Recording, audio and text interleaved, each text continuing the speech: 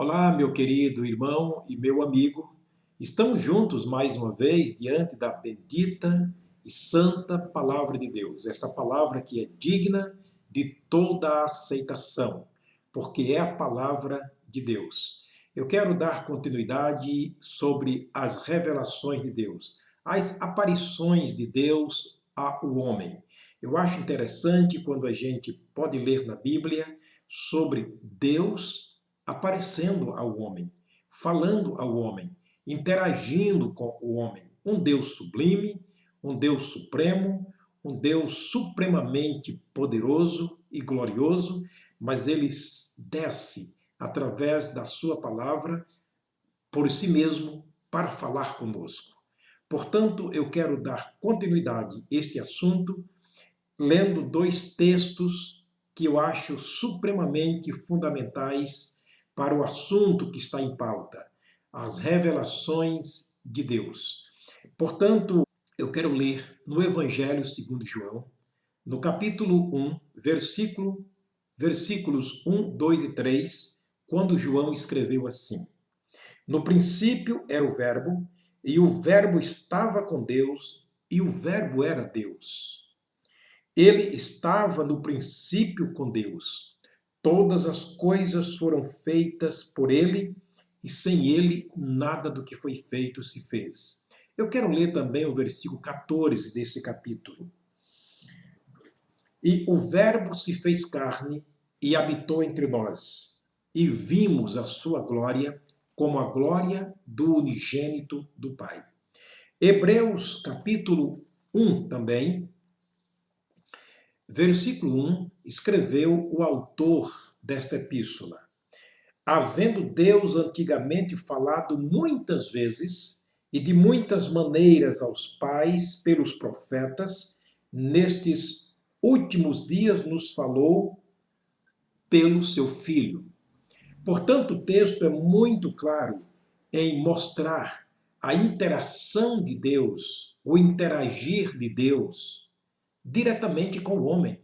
Eu acho fantástico isso aqui.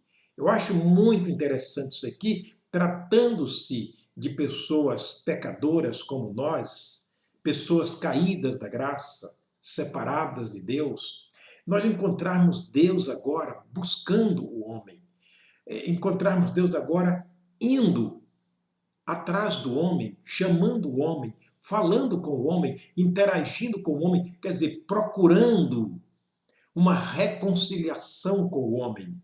Não somos nós que buscamos Deus, é Ele quem nos busca.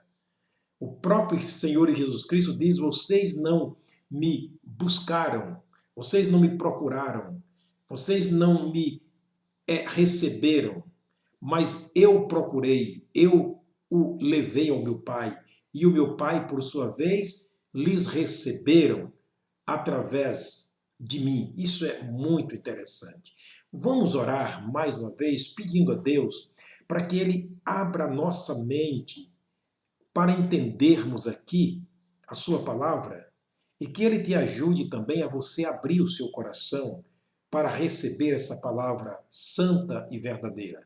Vamos orar. Senhor, nosso Deus e nosso eterno Pai, obrigado por estarmos aqui diante da Tua presença, diante da Tua palavra, e queremos que o Espírito do Senhor esteja agindo poderosamente, abrindo as nossas mentes, para que possamos compreender, ó Deus, o Teu plano através da Tua palavra.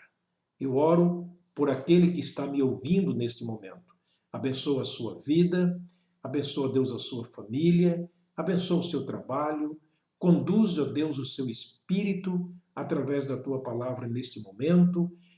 Nós oramos com gratidão no nosso coração, no nome de nosso Senhor e Salvador Jesus Cristo. Amém. Querido, eu quero agradecer mais uma vez a você que tem se inscrito no canal. Eu tenho observado que várias pessoas têm se inscrito no canal, várias pessoas têm nos acompanhado todos os dias, agora são centenas e até milhares de pessoas que nos acompanham todos os dias através da palavra do Senhor. Eu quero agradecer gentilmente a sua bondade em usar o seu tempo para esses momentos preciosos diante da palavra do Senhor.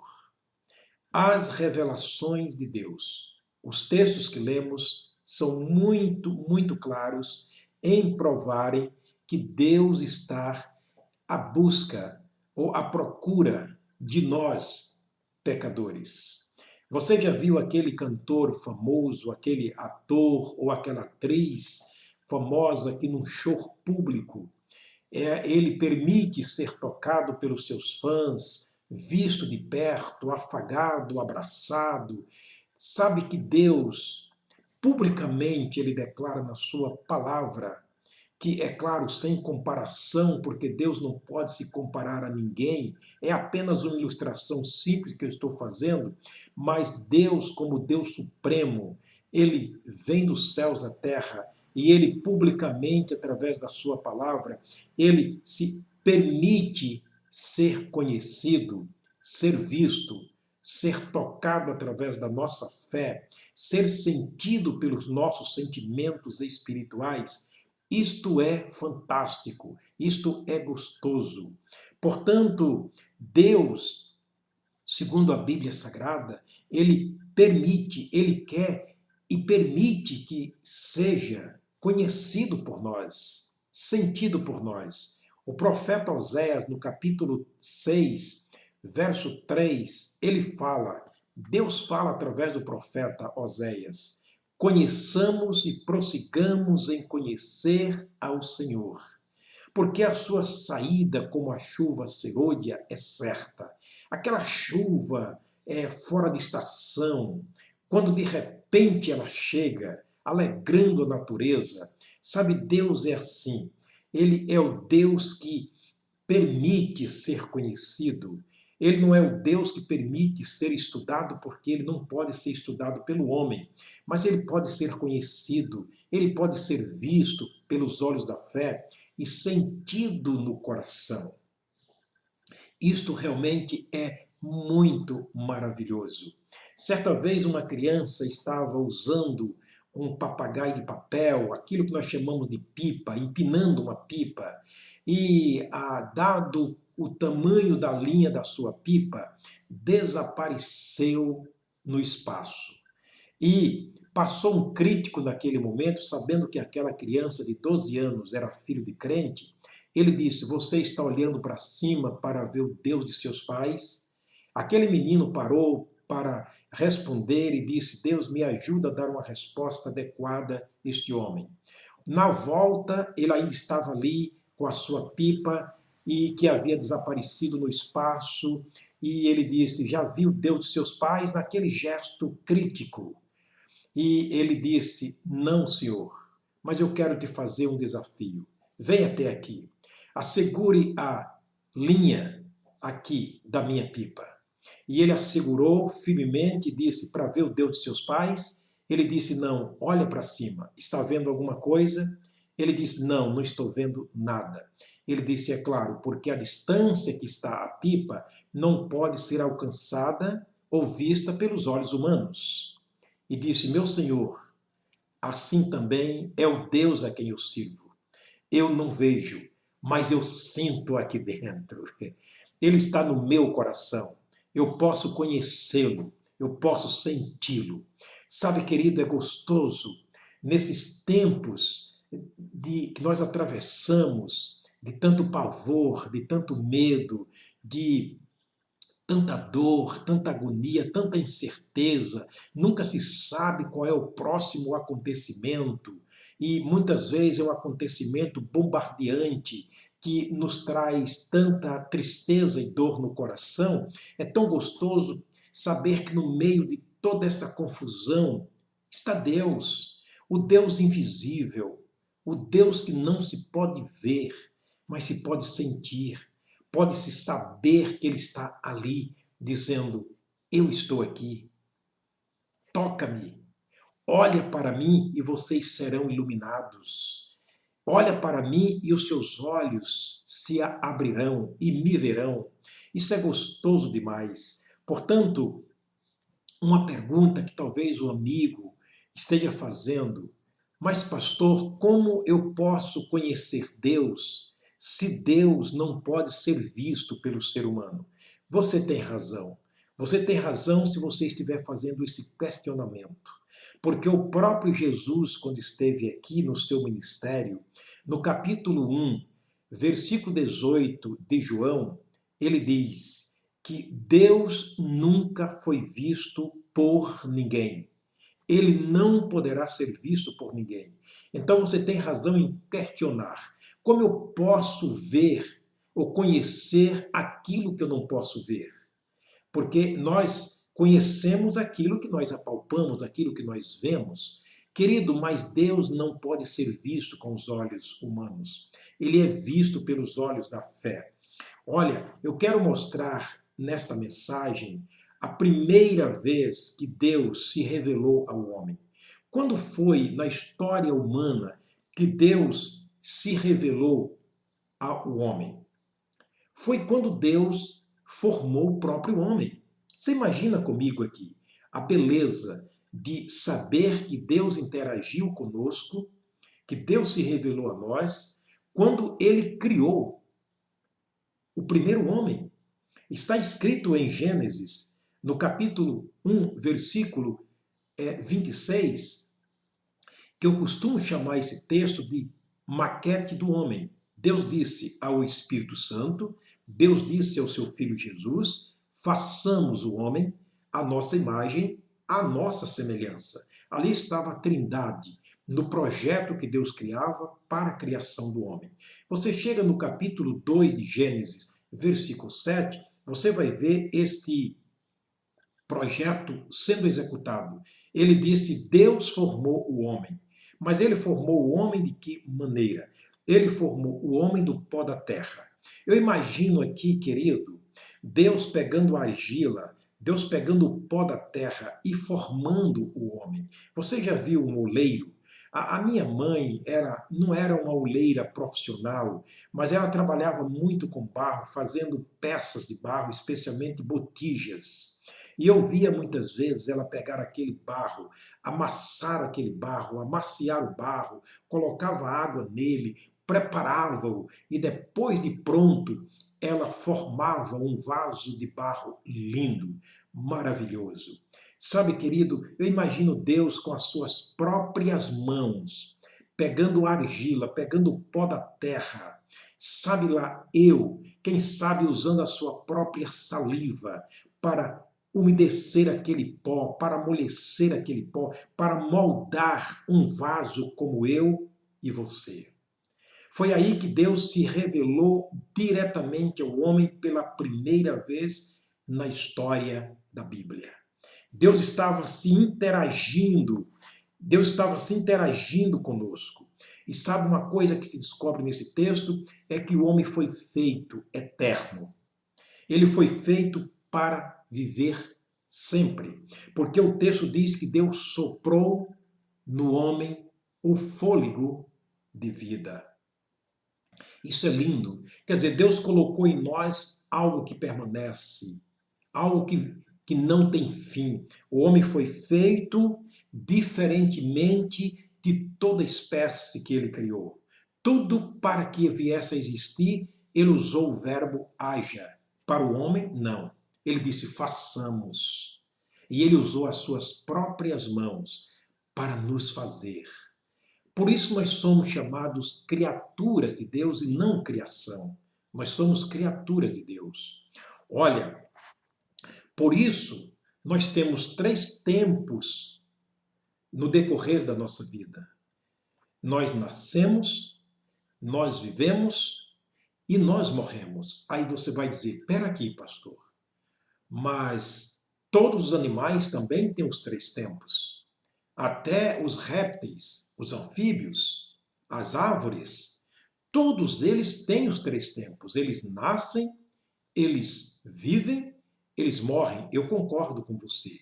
Porém, há um segredo. Eles morrem e desaparecem.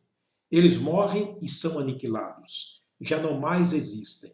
Se transformam em absolutamente nada. Porém, o homem, não. O homem, ele sobrevive para sempre. Porque ele tem dentro de si o Espírito de Deus. Nesse caso, o homem não é espírito, como a árvore é apenas uma árvore. Um animal é apenas um animal. O homem, ele é espírito. Se vê por fora a casa onde o homem habita, porque o homem em si, ele é espírito. Ao fechar os olhos, há uma separação que nós chamamos de morte. A morte para o homem não é aniquilamento, não é deixar de existir. A morte, a palavra morte significa simplesmente separação. A primeira separação nós vamos ver na segunda mensagem desse assunto. Quer dizer, na próxima mensagem, nós vamos ver a primeira morte acontecendo quando o homem separou-se de Deus fisicamente e espiritualmente. Houve ali a primeira morte. Mas há uma segunda morte. Nós vamos aprender no decorrer dessas mensagens. Mas aqui, na verdade, a morte para o homem chama-se uma separação, desligamento. Quer dizer, a alma separou-se do espírito. E agora ambos irão para um determinado lugar, que são também eternos. Aí Deus prepara os céus e também criou o inferno. Ambos são lugares eternos, como nós somos, como também Deus é eterno. Portanto, é muito interessante que aprendamos sobre isso. A morte não nos aniquila, a morte apenas nos liberta desse corpo para estar com o Senhor na glória ou para estar no inferno. Olha, há um texto na Bíblia Sagrada que eu gostaria de ler para você, que é Eclesiastes, capítulo 12, versículo 7. Escute, por favor, esse texto, já que nós estamos tratando do homem criado do pó da terra. Ele diz o seguinte: o pó volte à terra como o era. Entendeu? O pó volte à terra como o era. E o espírito, esse espírito aqui está falando do espírito fôlego do homem, da existência do homem. E o espírito volte a Deus que o deu. Mais uma vez, Deus criou o homem para o céu. Deus criou o homem para voltar para ele. Muito embora estando separados, mas Deus quer que o homem volte para ele por ocasião da morte, da separação entre o corpo e o espírito.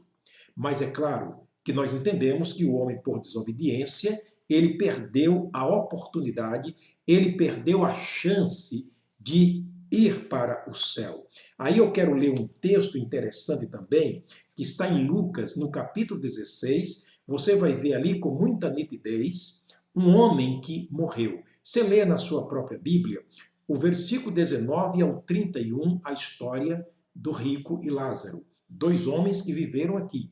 No versículo 22, a Bíblia diz, do capítulo 16 de Lucas, verso 22, o homem morre e é sepultado. No verso 23, o homem está no inferno. No verso 24, ele começa a clamar. Ora, se ele começa a clamar, falar, pedir, é uma prova óbvia, uma prova clara de que ele está vivo.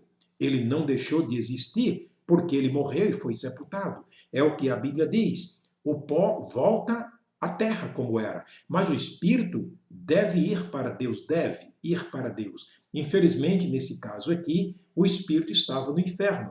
Porém, o inferno é um lugar que mantém o espírito vivo para sempre, porque são lugares eternos. Aqui, queridos, o homem sempre estará vivo. O homem não deixará de existir. A partir do momento que fomos gerados na madre da nossa mãe, olha, nunca mais deixaremos de existir. Nunca. Absolutamente nunca. Não confundas. Se alguém te disser que a morte é aniquilamento, que a morte é deixar de existir para o homem, não acredite, porque isso não corresponde à verdade da palavra de Deus. Eu te espero na próxima mensagem, que vai ser muito interessante, nessa sequência que vai ser a quarta lição sobre as aparições de Deus ou as revelações de Deus ao homem. Eu te aguardo. Até lá. Deus te abençoe nesse dia. Deus preserve a tua alma, o teu coração, ligado sempre ao Senhor. Muito obrigado mais uma vez pela sua participação. Até lá, na próxima mensagem, se Deus nos permitir.